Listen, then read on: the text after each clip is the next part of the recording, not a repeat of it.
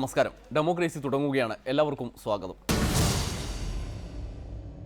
ദില്ലി കേരള ഹൗസിൽ പശുവിറച്ചിയുടെ പേരിൽ നടത്തിയ റെയ്ഡിനെ തുടർന്ന് പലവിധ പ്രതിഷേധങ്ങളാണ് നാടുനീളെ നടക്കുന്നത്. ഇന്നലത്തെ ബഹളങ്ങളൊക്കെ അടങ്ങിയപ്പോൾ ഇന്നു മുതൽ വീണ്ടും കേരള ഹൗസിൽ ബീഫ് വിളമ്പി. അടുക്കള വരെ കയറി പരിശോധിക്കുന്ന ഫാസിസ്റ്റ് രീതികൾക്കെതിരെ മുഖ്യമന്ത്രി പ്രധാനമന്ത്രിക്ക് തന്നെ കത്തയച്ചു. അധികം കളിച്ചാൽ ഇതും ഇതിനപ്പുറവും നടക്കുമെന്ന് ഭരണ പാർട്ടിയുടെ സംസ്ഥാന നേതാവ് തന്നെ പ്രഖ്യാപിച്ചു. എന്തായാലും കേരള ഹൗസിലെത്തി ബീഫ് കഴിച്ച് പ്രതിഷേധിക്കാൻ നേരം പുലർന്നപ്പോൾ തന്നെ MA ബേബിയും കൂട്ടരും എത്തി. തടുക്കാൻ ധൈര്യമുള്ളവർ പോരട്ടെ എന്ന് വെല്ലുവിളിക്കുകയും ചെയ്തു.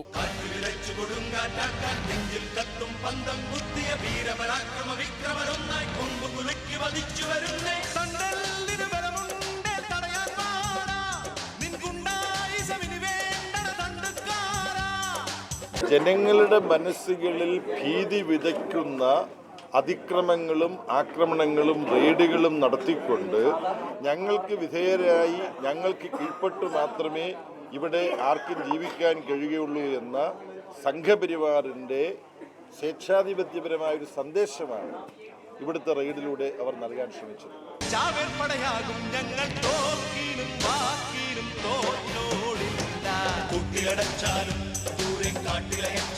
ജനാധിപത്യ മൂല്യങ്ങളിൽ വിശ്വാസമർപ്പിക്കുന്ന സകലരും, മാധ്യമങ്ങളും വ്യക്തികളും കലാകാരന്മാരും കാർട്ടൂണിസ്റ്റുകളും എല്ലാം കൈകോർത്ത് പിടിച്ചുകൊണ്ട് ഇതിനെ ചെറുക്കുകയാണ്.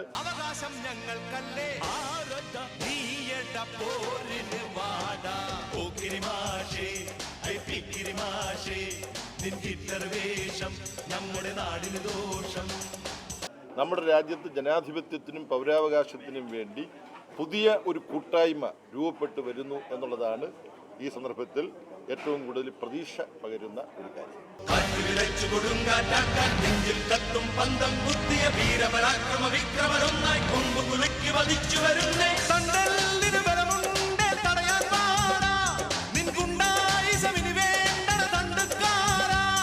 ബേബി എന്തൊക്കെ പറഞ്ഞാലും ബീഫ് പരിശോധനയ്ക്കെതിരെ ഉമ്മൻചാണ്ടി കടുത്ത നിലപാട് സ്വീകരിച്ചിട്ടുണ്ട്. പിണറായി വിജയനെ പോലെ ഫ്ലൈറ്റ് പിടിച്ച് കേരള ഹൗസിലെത്താനൊന്നും കഴിഞ്ഞില്ലെങ്കിലും പ്രധാനമന്ത്രിക്ക് കത്തയക്കുക, പോലീസ് മന്ത്രിയെ കാര്യം ധരിപ്പിക്കുക എന്നിവയെല്ലാം ഉമ്മൻചാണ്ടി ചെയ്തിട്ടുണ്ട്. ഗോമാംസം വിളമ്പിയാൽ അതും അതിനപ്പുറവും നടക്കുമെന്ന് ഗോമാംസം വിളമ്പാത്ത കേരള ഹൗസിനെ ചൂണ്ടിക്കാട്ടി വി മുരളീധരൻ വെല്ലുവിളിക്കുകയും ചെയ്തിട്ടുണ്ട്. ബീഫ് കഴിക്കുന്ന BJP-കാരാണെങ്കിൽ കുഴപ്പമാകുമോ എന്ന പേടിയിലുമാണ്. നിയമം ലംഘിച്ച് കേരള ഹൗസ് പോലൊരു സ്ഥലത്ത് തെറ്റായ ഒരു നടപടി നടന്നു എന്ന് പറഞ്ഞുകൊണ്ട് പോലീസ് വന്നിരച്ചു കയറുകയും പരിശോധിക്കുകയൊക്കെ ചെയ്യുമ്പോൾ സ്വാഭാവികമായും അവിടെയുള്ളവർക്കൊക്കെ ഒരു ബുദ്ധിമുട്ട് വരും, പ്രയാസം വരും. അപ്പം അവർ വരുന്നത് എന്താ? കുറ്റക്കാരെ കണ്ടെത്താൻ വേണ്ടിയാണ് വരുന്നത്. അതിൻ്റെ എല്ലാ പരിശോധനയും കഴിഞ്ഞതിന് ശേഷമാണ് അവിടെ കുറ്റം നടന്നിട്ടില്ലെന്നുള്ള സ്ഥിതി വരുന്നത്.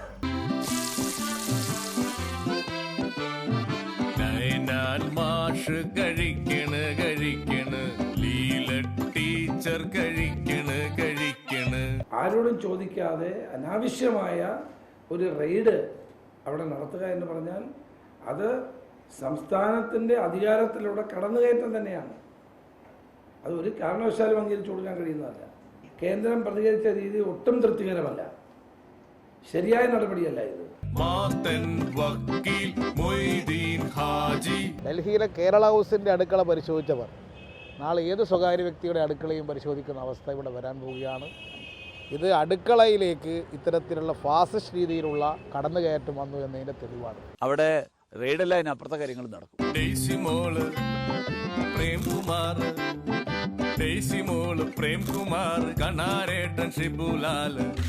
പശു ഇറച്ചി ഗോവധം നിരോധിച്ചിട്ടുള്ള സ്ഥലമാണ് ഡൽഹി.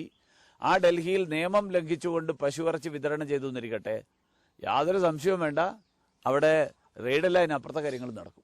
ഇങ്ങനെ കഴിച്ചാൽ കുഴപ്പമാവൂലേ? ധൈര്യമായിട്ട് കഴിച്ചോളൂ. അല്ല, ഞാൻ പറഞ്ഞത് പശുവിറച്ചി, അതായത് ഗോവധം നിരോധിച്ചിട്ടുള്ള സ്ഥലമാണ് ഡൽഹി. അപ്പോൾ പശുവിന്റെ ഇറച്ചിയാണ് വിതരണം ചെയ്യുന്നതെങ്കിൽ അവിടെ നടപടി ഉണ്ടാവണം. പോത്തിന്റെ ഇറച്ചി വിതരണം ചെയ്യാൻ അവിടെ എഴുതി വെച്ചോട്ടെ, പോത്തിറച്ചി. മലയാളം എഴുതുമ്പോൾ ഇംഗ്ലീഷ് വാക്ക് മലയാളത്തിൽ എഴുതണ്ടല്ലോ, മലയാളം വാക്ക് തന്നെ എഴുതിയാ പോരെ. കേരളം മതിയാവോളം കഴിച്ചോളൂ ധൈര്യമായിട്ട്. കഴിച്ചോ. വിഭാഗീയ വികാരം ഇളക്കിവിടാൻ മാത്രം ഗോമാത, പശുവിറച്ചി, ഭാരത് മാത എന്നൊക്കെ തട്ടിവിട്ടാൽ മതിയല്ലോ. അടുക്കളയിൽ പോലും കയറി ജനത്തെ പേടിപ്പെടുത്തുകയും ചെയ്യാം. എന്തായാലും സംഗതി ആസൂത്രണം ചെയ്തു എന്ന പേരിൽ ഒരാളെ ദില്ലി പോലീസ് പിടിച്ച് അകത്തിട്ടു. എന്നാൽ ആസൂത്രകനായ മറ്റൊരാളെക്കുറിച്ചാണ് കോടിയേരി ബാലകൃഷ്ണന് പറയാനുള്ളത്. കേരള ഹൗസിലെ റെയ്ഡ് പരിപാടി കേരള BJPയും അറിഞ്ഞുകൊണ്ടുള്ള ഗൂഢാലോചനയാണത്രേ. ഒരു പ്രതീഷ് വിശ്വനാഥ് എന്ന് പറയുന്ന ഒരു വ്യക്തിയാണ് ഇതിനുള്ള സൂത്രധാരനായിട്ട് പ്രവർത്തിച്ചത്.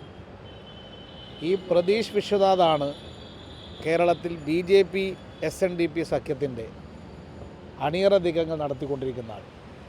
അദ്ദേഹമാണ് പ്രവീൺ തൊഗാഡിയുമായിട്ടും അശോക സിംഗാളുമായിട്ടും അമിത് ഷായുമായെല്ലാം വെള്ളാപ്പള്ളി നടേശനെ ബന്ധപ്പെടുത്തിയൊരു കണ്ണിയാണ് അദ്ദേഹം. ഇത്തരത്തിൽ വെള്ളാപ്പള്ളി നടേശനും BJP നേതൃത്വവും തമ്മിൽ ഉള്ള ബന്ധത്തിൽ അണിയറ നീക്കം നടത്തുന്ന വ്യക്തി ഇതിൽ പങ്കാളിയായി എന്നുള്ളത് ഇതുമായി ബന്ധപ്പെട്ടുള്ള ഒട്ടേറെ കാര്യങ്ങൾ വെളിപ്പെടുത്തുന്നൊരു സംഭവമായിട്ട് മാറിയിരിക്കുകയാണ്. ഇതിൻ്റെ ആസൂത്രണം നടന്നിരിക്കുന്നത് കേരളത്തിലെ BJP നേതൃത്വത്തിന് പങ്കുണ്ട്. സംഭവം എന്തായാലും കേരള ഹൗസിൽ വീണ്ടും ബീഫ് വിളമ്പി തുടങ്ങിയല്ലോ. ഇനി നമ്മുടെ അടുക്കളയിലും എപ്പോഴാകും ഇവരൊക്കെ എത്തും എന്നതാണ് ചോദ്യം. അടുക്കള തുറന്നിട്ട് കാത്തിരിക്കാം. പോത്തും പശുവും പന്നിയുമൊക്കെ നാടാകെ നിറഞ്ഞു നിൽക്കവെയാണ് സോളാർ കമ്മീഷന് മുന്നിലേക്ക് ഒരാൾ മൊഴി കൊടുക്കാനെത്തിയത്. നടി ശാലു മേനോൻ. ഭാര്യയെ കൊന്ന കേസിൽ തടവ് ശിക്ഷ അനുഭവിക്കുന്ന ബിജു രാധാകൃഷ്ണനൊപ്പം കേസിലെ മുൻനിരക്കാരിയായി നടന്നിരുന്ന ശാലുവിൻ്റെ മൊഴിക്ക് രാഷ്ട്രീയ പ്രാധാന്യവും ഏറെയുണ്ട്. തട്ടിപ്പിലൂടെ ഉണ്ടാക്കിയ പണമെല്ലാം ബിജു ശാലുവിന് കൊടുത്തു എന്നാണല്ലോ സരിത പറയുന്നത്. എന്തായാലും പഴയ കാര്യങ്ങളൊന്നും ഓർക്കാൻ തീരെ ഇഷ്ടപ്പെടാതെ ശാലു കമ്മീഷന് മുന്നിലേക്ക് നടന്നെത്തി.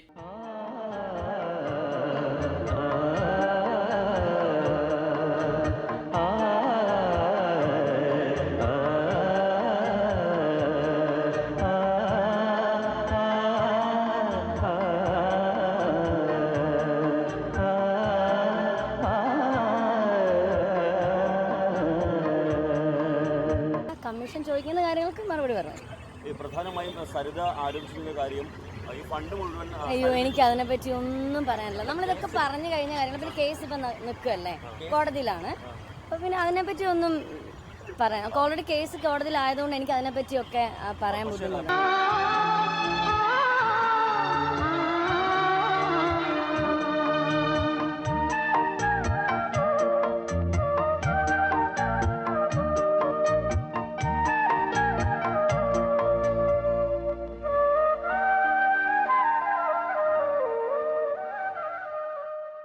ഞാൻ എൻ്റെ കാര്യങ്ങൾ ഇവിടെ പറയും, അത്രയേ ഉള്ളൂ. എനിക്ക് മറ്റുള്ളവർ പറഞ്ഞ കാര്യങ്ങളെ പറ്റി ഒന്നും എനിക്കറിയില്ല. എന്നോട് ചോദിക്കുന്ന കാര്യങ്ങൾക്ക് ഞാൻ കൃത്യമായിട്ട് ഉത്തരം പറയും.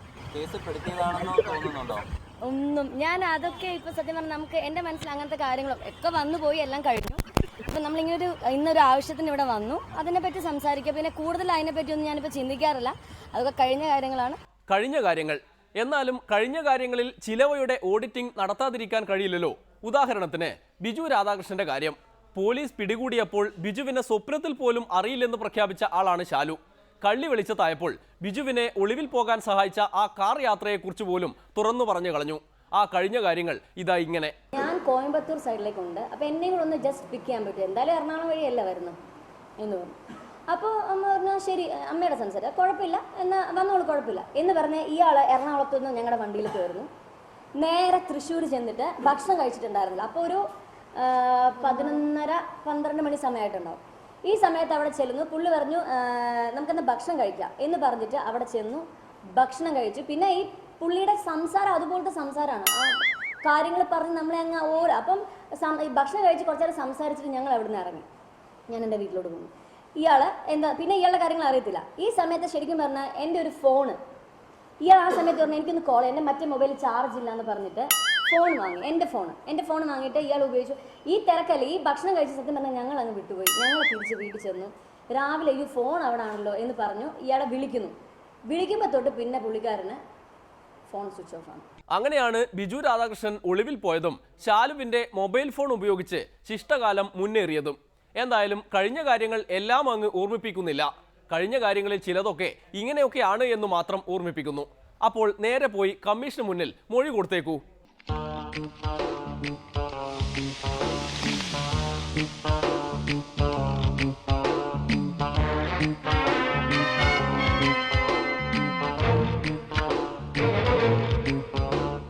എനിക്ക് അതിനെപ്പറ്റി ഒന്നും പറയാൻ. കഴുത പറയാ എന്റെ അമ്മാവന്റെ വകയല്ല ഈ ഹോട്ടലിന്. അപ്പൊ ഞാൻ ചോദിച്ചു നിന്റെ അമ്മാവന്റെ വകയാണോ ഈ ഹോട്ടലിന്? അപ്പൊ അവൻ എന്നെ എടിന്ന് വിളിച്ചു, ഞാൻ അവനെ പട്ടിന്ന് വിളിച്ചു. അപ്പൊ ഒരുത്തൻ എന്നെ അടിക്കാൻ വന്നപ്പോ ഞാൻ എന്റെ കൊടയെടുത്ത് അവന്റെ വയറ്റത്ത് ഒറ്റ കുത്തി. എന്റെ കൊടയെ പിടിച്ച് വലിച്ചപ്പോ ദാ അവിടെ ഇരിക്കുന്ന ഫോട്ടോ എടുത്ത് ഞാൻ തറയിൽ എറിഞ്ഞു പൊട്ടിച്ചു. പിന്നെ ഒരുത്തൻ എന്നെ പിടിക്കാൻ വന്നപ്പോ ഞാൻ ഫോൺ എടുത്ത് അവന്റെ തലയിൽ ഒറ്റ അടി വെച്ചു. എന്നിട്ട് ഒരുത്തൻ എന്റെ അടുത്ത് വന്ന് പറഞ്ഞു അവന്റെയാണ് ഈ ഹോട്ടലിന്. അപ്പൊ ഞാൻ അവന്റെ അപ്പൂപ്പനെയും അമ്മുവിനെയും ഒക്കെ ചീത്ത പറഞ്ഞു. അവൻ പോലീസിനെ വിളിക്കുന്നു പറഞ്ഞപ്പോ ദാ അവിടെ ഇരിക്കുന്ന പൂച്ചട്ടി എടുത്ത് അവന്റെ തലയിൽ ഒറ്റ അടി വെച്ചു കൊടുത്തു. അവനെ ആസ്പത്രി കൊണ്ടുപോയി. ഞാൻ വേറെ ഒന്നും ചെയ്തില്ല, ഇത്രേ ചെയ്തുള്ളൂ. അതിനാണ് ഇവന്മാർ ഇങ്ങനെ ബഹളം വെക്കുന്നത്. എനിക്ക് ബിജുരാഷൻ എന്നോട് ഈ പണത്തിന്റെ കാര്യങ്ങളോ അല്ലെങ്കിൽ മറ്റുള്ള കാര്യങ്ങളോ പണവുമായിട്ട് ബന്ധപ്പെട്ട ഒരു കാര്യങ്ങളും എന്നോട് ഇന്ന് വരെ ചർച്ച ചെയ്തിട്ടില്ല. ഇപ്പം സരിതയ്ക്ക് കൊടുത്തു അല്ലെങ്കിൽ അങ്ങനെ ഒന്നും ഞങ്ങൾ തമ്മിൽ ചർച്ച ചെയ്തിട്ടേ ഇല്ല ഇതുവരെ. എനിക്ക് ഇവിടുത്തെ മൊഴിയുടെ എന്താണെന്നറിയില്ല, പക്ഷെ എന്നോട് അദ്ദേഹം ഒന്നും സംസാരിച്ചിട്ടില്ല. ആ വക കാര്യങ്ങളോ പൈസയുടെ കാര്യങ്ങളോ ഒന്നും ഞങ്ങൾ തമ്മിൽ സംസാരിച്ചിട്ടില്ല.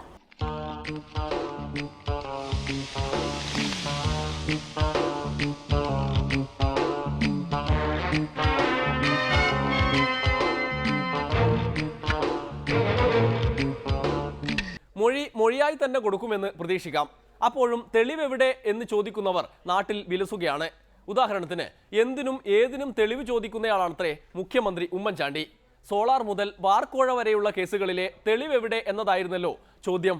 മുഖ്യമന്ത്രിയുടെ തെളിവ് ചോദ്യം ഭാര്യയ്ക്ക് സാരി കൊടുക്കുന്ന കാര്യത്തിൽ പോലും ഉണ്ട് എന്നതാണ് MA ബേബിയുടെ നിലപാട്. ഉമ്മൻചാണ്ടിയുടെ ഭരണപാഠവുമാണ് ഇവിടെ തെളിയുന്നത്. എന്താ ഭരണപാഠവും? എന്ത് തെളിവുകൾ സഹിതം ഒരാളെ കുറ്റവാളിയാക്കിയാലും ഒരു ജാലവിദ്യക്കാരനെ പോലെ അദ്ദേഹം കുറ്റവാളിയല്ലെന്ന് സ്ഥാപിക്കാനുള്ള പ്രാവീണ്യം ശ്രീമാൻ ഉമ്മൻചാണ്ടിക്കുണ്ട്. അതിൻ്റെ രക്ഷയിലാണ്. ഇപ്പം എത്ര തമാശകളാണ് വാട്സപ്പിലൂടെ നിങ്ങൾ കണ്ടിട്ടുണ്ടാവും.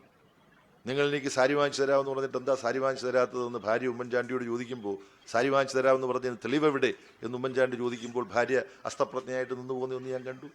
അങ്ങനെ എത്ര തെളിവുകളാണുള്ളത്, എത്ര ഉദാഹരണങ്ങളാണുള്ളത്. ഇതേതോ കൂടിയ ഇനമാണ്. ദേഹോദ്രവം തുടങ്ങി. ഞാൻ വളരെയധികം സൂക്ഷിക്കേണ്ടിയിരിക്കുന്നു. അതുകൊണ്ട് എന്തു പറയുമ്പോഴും തെളിവുണ്ടെങ്കിൽ മാത്രം മതി ഉമ്മൻചാണ്ടിയുടെ അടുത്തേക്ക് പോകാൻ. ഇനിയൊരു ഇടവേള, അത് കഴിഞ്ഞ് തിരിച്ചു പോക്ക്. എവിടെ കാറ്? എനിക്ക് വിശക്കടൂ. 7 ദിവസമായി ആഹാരം കഴിച്ചിട്ട്. ഏമാനെ നല്ലല്ലോ അന്ന് നീ എന്നെ വിളിച്ചത്. സാറെന്ന് വിളിക്കാറുണ്ട്, ജഡ്ജി അദ്ദേഹം എന്ന് പറയാറുണ്ട്. എന്നതൊരു തെറ്റാ?